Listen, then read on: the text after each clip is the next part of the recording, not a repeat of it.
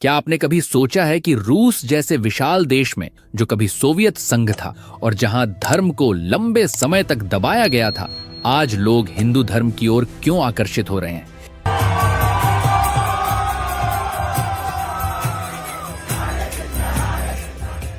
क्या यह केवल आध्यात्मिक रुचि है या फिर रूस भविष्य में खुद को किसी हिंदू राष्ट्र के रूप में देख सकता है?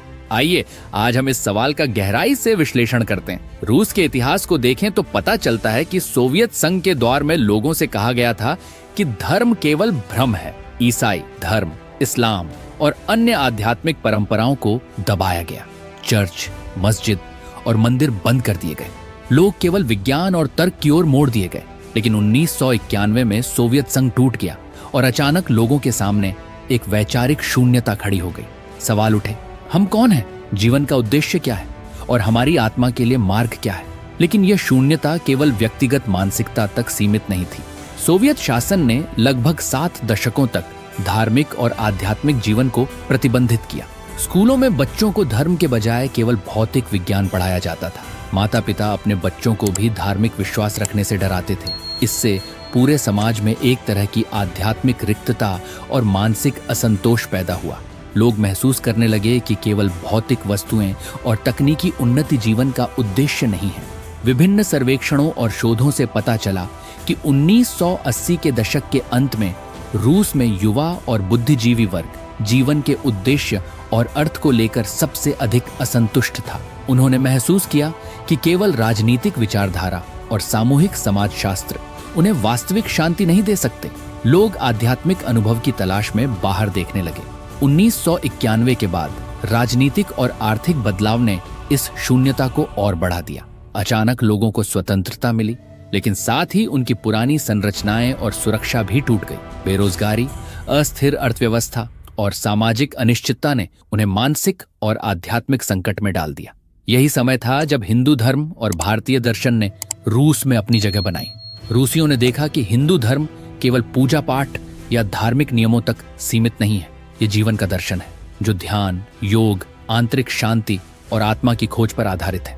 गीता और वेदांत में दिए गए विचारों ने उन्हें यह समझाया कि जीवन केवल भौतिक सफलता या शक्ति के लिए नहीं है, बल्कि आत्मा की शांति, नैतिकता और प्रेम भी उतना ही महत्वपूर्ण है।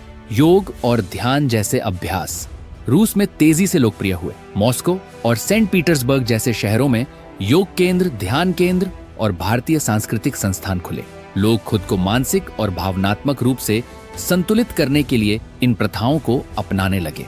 हिंदू धर्म की लचीलापन और सार्वभौमिकता ने उन्हें बहुत आकर्षित किया। इसके अलावा रूसियों ने देखा कि हिंदू दर्शन में केवल नियमों या सिद्धांतों का पालन नहीं, बल्कि जीवन को समझने और जीने का तरीका बताया गया है। ध्यान, भक्ति और योग के माध्यम से मन, शरीर और आत्मा में संतुलन लाने की शिक्षा उन्हें बहुत नई और प्रभावशाली लगी। ये पूरी प्रक्रिया स्पष्ट कर देती है कि हिंदू धर्म का आकर्षण केवल धार्मिक नहीं है, बल्कि सांस्कृतिक, मानसिक और आध्यात्मिक है। लोग अपने जीवन के उद्देश्य, अस्तित्व के अर्थ और आंतरिक शांति की खोज के लिए इस ओर मुड़ रहे हैं। यही कारण है कि 1991 के बाद रूस में हिंदू धर्म का प्रसार तेजी से हुआ और आज भी यह बढ़ता जा रहा है। रूस में हिंदू धर्म केवल पूजा पाठ और संस्कार तक सीमित नहीं रहा। ये लोगों के जीवन में ध्यान, योग और आंतरिक विकास के रूप में घुस गया। रूस के कई शहरों में योग केंद्र, आयुर्वेदिक क्लिनिक्स और गीता अध्ययन समूह खुले। लोग मानसिक और भावनात्मक संतुलन के लिए इन प्रथाओं को अपनाने लगे। भगवत गीता और वेदांत का प्रभाव भी निर्णायक रहा। गीता का रूसी अनुवाद 20वीं सदी की शुरुआत में हुआ और यह रूसी बौद्धिक वर्ग में तेजी से लोकप्रिय हुआ। लेखक और दार्शनिक जैसे लियो टॉलस्टॉय और निकोलाई रोएरिक भारतीय दर्शन से प्रभावित हुए। टॉलस्टॉय ने गांधी से पत्राचार किया और भारतीय अहिंसा, नैतिकता और आत्मा की खोज की प्रशंसा की। आज भी रूस के कई प्रोफेसर, छात्र और बुद्धिजीवी गीता को जीवन का मार्गदर्शन मानते हैं, न कि केवल धार्मिक ग्रंथ के रूप में। 1970 के दशक में इस्कॉन और स्वामी प्रभुपाद ने रूस में हिंदू धर्म के प्रचार में महत्वपूर्ण भूमिका निभाई। उनके भजन, कीर्तन और प्रेम का संदेश लाखों रूसी लोगों तक पहुंचा। आज रूस में 100 से अधिक इस्कॉन मंदिर हैं और हजारों लोग नियमित रूप से भक्ति, पूजा और उत्सवों में भाग लेते हैं। कृष्ण जन्माष्टमी और रथ यात्रा जैसे उत्सव सांस्कृतिक पुनर्जागरण की तरह मनाए जाते हैं। रूसी लोग भारतीय संस्कृति की ओर इसलिए भी आकर्षित हुए क्योंकि यह उन्हें जीवन में स्थिरता और सामंजस्य दिखाती है। भारतीय संगीत, भजन, मंत्र और पारंपरिक कला उन्हें शांति और आनंद प्रदान करती है। यह दृष्टिकोण पश्चिमी भौतिकवाद और निरर्थक दौड़ भाग से अलग था। आंकड़ों के अनुसार रूस में लगभग 1 लाख लोग नियमित रूप से हिंदू सिद्धांतों का पालन करते हैं। मॉस्को विश्वविद्यालय में संस्कृत विभाग है, जहां गीता और उपनिषद पढ़ाए जाते हैं। कुछ लोग अपना नाम बदलकर रामदास, गोविंद और कृष्णा रख चुके हैं। वे पूजा, भजन और ध्यान को अपने जीवन का हिस्सा मानते हैं। रूस में हिंदू धर्म का यह प्रभाव न केवल व्यक्तिगत बल्कि सामाजिक रूप से भी दिखाई देता है। भारतीय ध्यान और योग ने मानसिक स्वास्थ्य, शारीरिक स्वास्थ्य और मानसिक संतुलन के क्षेत्र में महत्वपूर्ण योगदान दिया। युवा वर्ग, मध्य वर्ग और बुजुर्ग सभी ने इन प्रथाओं को अपनाया। ये स्पष्ट करता है कि हिंदू धर्म केवल एक धार्मिक प्रणाली नहीं बल्कि जीवन दृष्टिकोण और मानसिक संतुलन का मार्ग है। लेकिन सवाल उठता है, क्या रूस भविष्य में हिंदू राष्ट्र बन सकता है? पारंपरिक रूढ़िवादी संस्कृति, सरकार की धार्मिक नीतियां और इतिहास को देखें तो ऐसा कहना मुश्किल है। हालांकि सांस्कृतिक और आध्यात्मिक दृष्टि से रूस पहले से ही भारतीय धर्म और संस्कृति के मूल्य अपने समाज में आत्मसात कर रहा है। लोग व्यक्तिगत और सामूहिक रूप से हिंदू दर्शन, योग और ध्यान का अनुसरण कर रहे हैं। ये बताता है कि धर्म केवल प्रशासनिक आदेश से नहीं बल्कि आत्मा की खोज और जीवन शैली के कारण फैलता है। आज रूस में हिंदू धर्म का प्रसार ये दर्शाता है कि धर्म केवल पूजा पाठ और संस्कार तक सीमित नहीं है। ये एक जीवन दृष्टिकोण है जो मानसिक संतुलन, नैतिकता और आध्यात्मिक विकास की दिशा दिखाता है। लोग अपने जीवन में शांति, प्रेम और ध्यान का महत्व महसूस कर रहे हैं। यही वजह है कि हजारों लोग मंदिरों में नहीं तो अपने घरों और दिलों में नमः शिवाय और हरे कृष्ण हरे राम का जाप कर रहे हैं।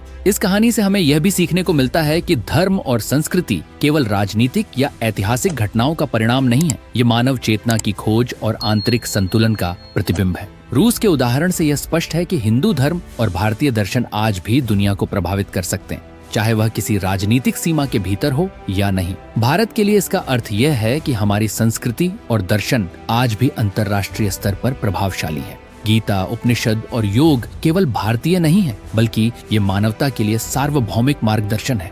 जब दूसरे देश हमारे धर्म और दर्शन को अपनाते हैं तो यह केवल धार्मिक आकर्षण नहीं बल्कि मानव चेतना और आंतरिक शांति की खोज का संकेत है। रूस का यह अनुभव हमें यह भी सिखाता है कि आध्यात्मिक विकास और मानसिक संतुलन व्यक्तिगत प्रयास से शुरू होता है। चाहे आप योग करें, ध्यान करें, गीता पढ़ें या भजन संगीत में लीन हो, महत्वपूर्ण यह है कि जीवन में आंतरिक शांति और संतुलन स्थापित किया जाए। तो मित्रों, सवाल यह है कि क्या हम अपने देश में भी हिंदू धर्म और भारतीय दर्शन की सच्चाई को पहचान रहे हैं? क्या हम इसे केवल धार्मिक अनुष्ठानों तक सीमित मानेंगे या अपने जीवन में इसके ज्ञान और मूल्य को उतारेंगे?